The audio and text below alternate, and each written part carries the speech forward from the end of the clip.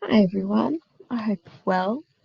So tonight's NSS is going to be focusing on your summative assignment, which is due the 28th of June.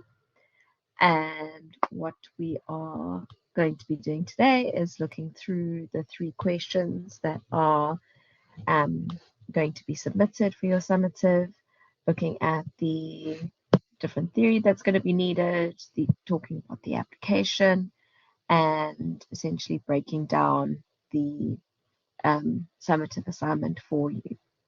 So what's important to know is that your assessment, your summative assignment, is made up of 3 questions, and all 3 of these questions relate to women of color, focusing on empowerment in African media. So what's important with this, it's not only about a South African perspective, but looking at Africa as a whole to a certain extent, but looking at different perspectives and different ways that that African media, including South African media, represent or focus on women of color. So what you are doing for this assignment, so if you just zoom in your side, I'm doing the same mine, is that it says here in B, for the purpose of this assignment, you will need to take the position of a media analyst and address the significance of media representation of women of color empowerment in African media contexts. So you are going to be analyzing, critiquing, theorizing solutions and content based on African media efforts and campaigns that are already present. And you're going to look at your own research, looking on representation of women of color, empowerment, and how our media texts within the African perspective are actually representing women of color. What's important to know is that there are 3 questions. You have to answer all 3. Please, in terms of word count, stick within that word count of whatever it is. I can give you that, 10% leeway that I always speak to, but in general, stay within that word count. They've given you a lot of very practical, really interesting focal points for the 3 questions. But what is important and what they do speak to is that you do need additional resources or additional sources along with your textbook. So whatever the number is that's given, in most instances it's 3, it means 3 plus your textbook, so minimum of 4. And then it's also then including the sources, for example, the videos that you give you or the articles you need to find on top of that. All right, so it's about finding that research that supports your argument, helps to provide context, and helps you to show your understanding and your analysis of the content which they are focusing on. Okay, so just to also obviously remember, it is super, super important to ensure that you are thinking about not only those sources, but how you are referencing them. As a 3rd year module, it is critically important that you make sure that your in-text as well as your reference list is accurate, that it is full, it is in alphabetical order, that you're not leaving anything out, and that there is referencing and integration of referencing throughout your answers. So that is super, super important, because those are obviously the things that I will be looking for as 3rd year students. So let's start with obviously question 1. So if we have a look here, so it says, read the given article and answer the questions that follow. All right, I'm going to pull up the article just so you can see that you are reading the correct one. I have checked, everything does work all the links are working appropriately. So if you have a look at this article, focusing on how women fact checkers are fighting misinformation across Africa, and why this article is really important and interesting. It's not only focusing on what we often do is focus on fake news, but in this instance, it's looking at misinformation and how women are needing to be front and center in terms of fact checking, in terms of giving a voice to women of color, and making sure that is not only a male voice heard, but also a female voice. And because there is such a prevalence of misinformation in terms of what is the perception of Africa globally, but also within our own continent, it's important to understand. And if you have a look through the article where it speaks to how women need to take on these roles as fact checkers, and the way in which they are verifying information in a patriarchal society. And if you look to your textbook where it speaks to and looking at chapter 19, specifically looking at gender and sexuality and patriarchal representation, that is what is going to be important for this particular question. All right. So just go back to the assessment itself. Sorry, it's just taking a little bit of time to load. So you're going to be pulling stuff from later chapters as well as earlier chapters from this particular question, because this question is going to be looking at ICTs, and ICT does come up in our early chapters, looking at the global south, looking at your chapters 1 through, I'd say 1 through 5, even up to 7, where we speak about ICTs, looking at technology, looking at the influence, and looking at representation in terms of our global south. Okay, so just to remind you that our chapter on global south specifically is looking at chapter 5. Okay, so that's chapter 5 and chapter 19 that you are definitely going to use for this question. So again, I'm zooming in my side, zoom in yours.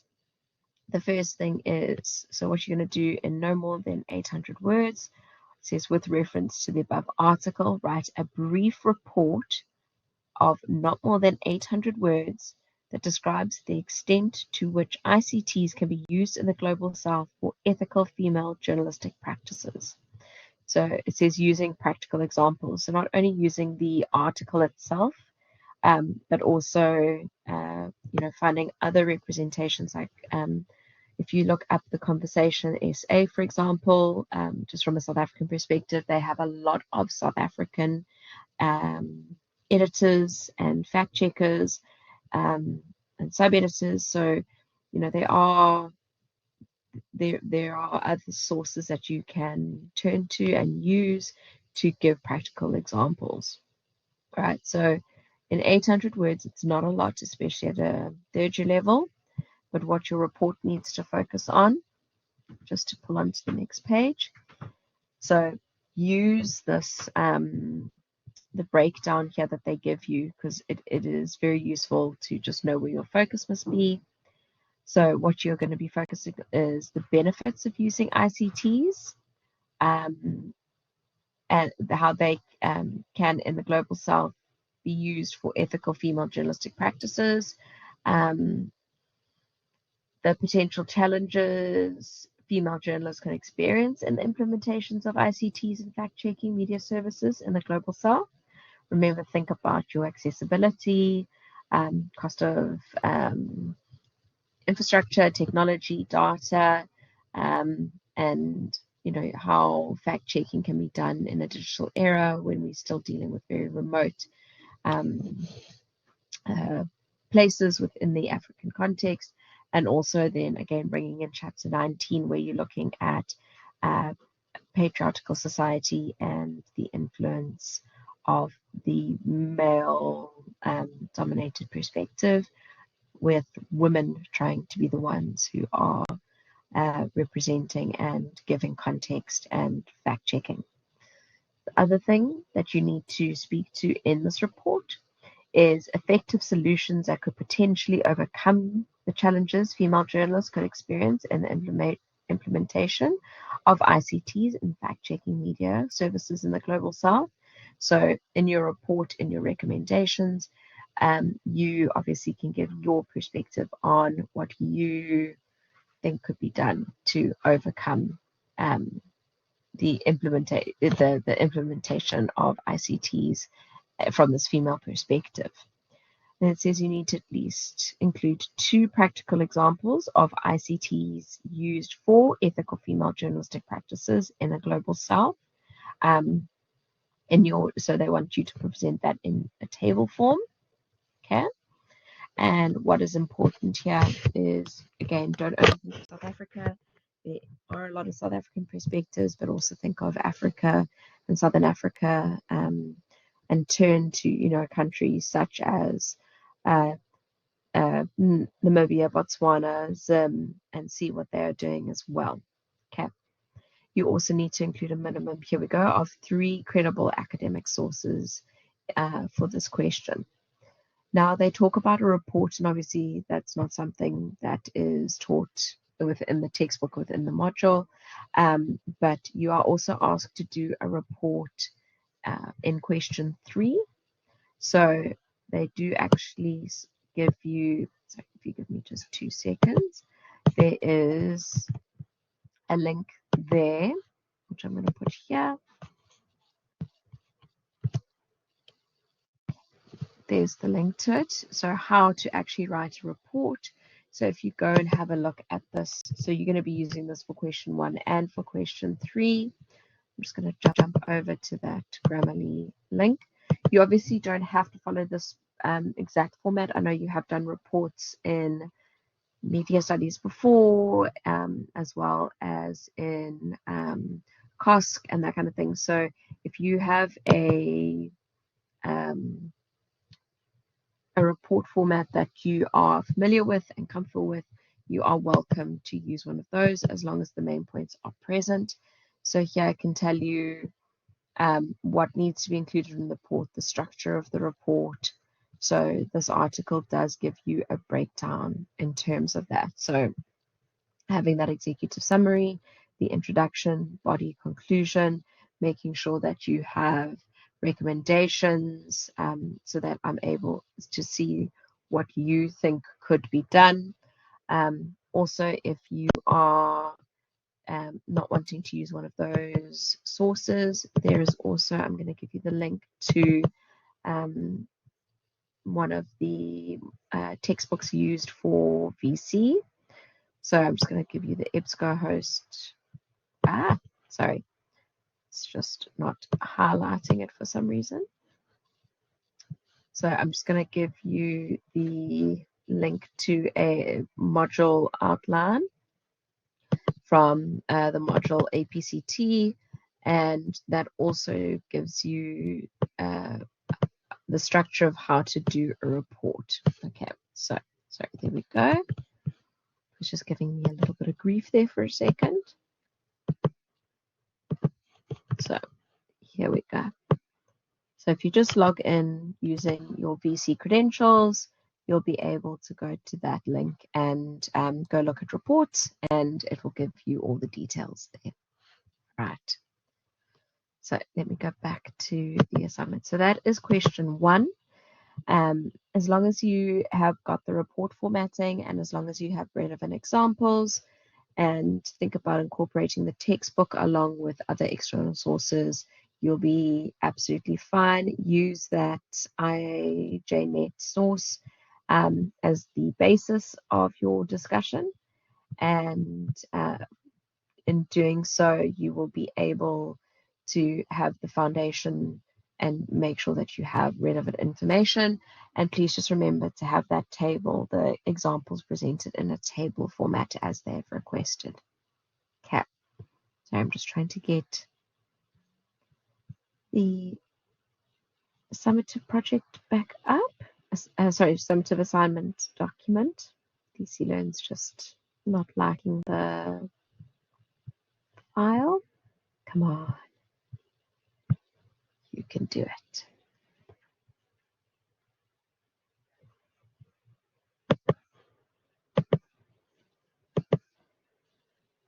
Sorry, give me 1 second. Right, let me go about it a different way because that'll be quicker. Right, let's go this way. Let's see if that works.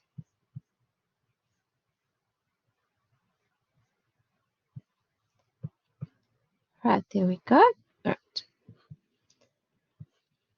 Okay, so I'm just going to still try to pull it up the traditional way at the same time. All right, so let's have a look at question 2. So question 2 is based on a video. Now this one's an academic essay, so it's much longer than the report of question 1. So what it says is advertisements play a significant role in advancing the empowerment of women of color in decolonized South African media context. So here we are looking at an essay perspective.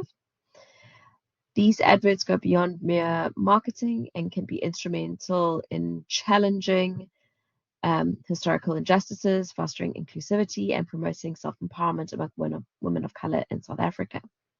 So you guys are going to go watch this video from Jaguar, which is called Give Her a Crown. And this campaign, empowered by JAG, exists to change the narrative for South African women by telling the stories of the survivors, the activists, the pioneers, and the next generation. The campaign was also played an important role in uplifting female artists by providing a platform to showcase their talents, share their stories to inspire other women. As parts of this campaign, a series of advertisements were created. Okay, so what is important here is to understand that this campaign is part of a greater whole. And it's important for you to make sure you are aware of this, that you have gone and had a look at the campaign as a whole, so that you are not just seeing it in the video in isolation, because obviously that is not what is needed of you. Okay. So you can go and watch the video from Jaguar, and why it's really interesting is because it gives the voice of many women talking about them, using creativity and a means in which to express themselves and have a voice where they previously haven't. So it's a short video, under 3 minutes, so you can go and have a look at that, and go and have a look at the practical aspect that you're going to incorporate into the video. All right, so what you're going to be doing here, and I've spoken about this before, is that discourse analysis using that multimodal toolkit. So you're going to conduct a discourse analysis on the given advert, discussing the effectiveness of this advert as a decolonial media text in our post-apartheid South Africa media context. Okay, so you are going to use that multimodal toolkit. So there we go. I've just got the correct one to load. You're going to use that multimodal toolkit to break down each element of your of the video. So just to remind you that it is chapter 15, which has got the multimodal toolkit, and you will use that to analyze and break down this video. What you need to also bring in is you need to critically discuss how the underlying meanings, target audience, and materiality aspects of the advertisement, such as shape, texture, placement, use of color, and substance from which it was created, the oral, the sounds, which I spoke about in our previous collabs, elements influence the discourse and meaning of the text. Then you need to have a discussion of the overall effectiveness of this advertisement and campaign as a decolonial media text in South Africa. ensure you provide justification or evidence to support your argument. So, and for this, it says you are required to use your prescribed textbook, the provided advert, and 2 additional sources. So it's 4 sources in total. So this one is based on this campaign. So you're not going to be finding other examples. You're going to be doing an analysis of this particular advert or this campaign, but you do need additional sources to support your argument. Please remember, being an academic essay, to think about your structure, intro, body, conclusion. Make sure that each element of that multimodal toolkit that is relevant is present, and that each one of those are their own paragraph, just so that your structure flows nicely and that you are not trying to fit too much into the paragraphs. Okay.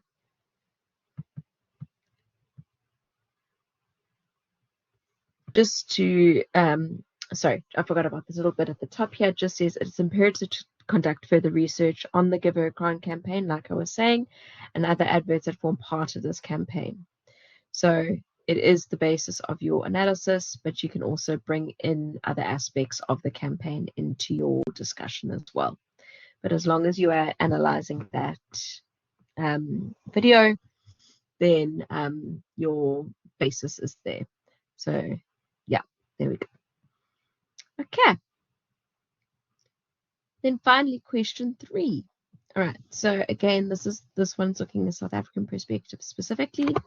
So it says the South African government's Department of Communication and Digital Technologies aims to establish an enabling environment for the provision of inclusive communication services to all South Africans in a manner that promotes socioeconomic development and investment through broadcasting new media, print media, and other new technologies, and to brand the country locally and internationally. Key to this role is an active understanding of subcultures among the youth and the considerations of gender constructions influenced by dynamic and evolving social and political movements such as feminism. Okay.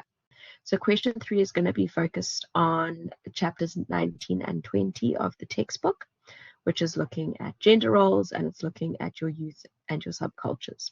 So those are the 2 chapters that you'll be focusing on. So you are going to go and have a look at these 2 articles, one from Urban Brew Studios, one from the New African, both giving different perspectives on the social and political movements of feminism, representation, and youth subcultures within the South African context. Okay. So like I said earlier, you're doing a report for this one as well. This is a longer report, so this is an informative report. And again, 1,500 to 2,000 words. And you are going to be addressing the Minister of Communication and Digital Technologies. And what you're going to do is you're going to critically discuss the significant role of media in structuring post-colonial discourse around feminism and the subculture of next-generation Black female entrepreneurs in Africa. Now, this one, in terms of your media and representation, you are going to find a lot of really good examples to support your informative report.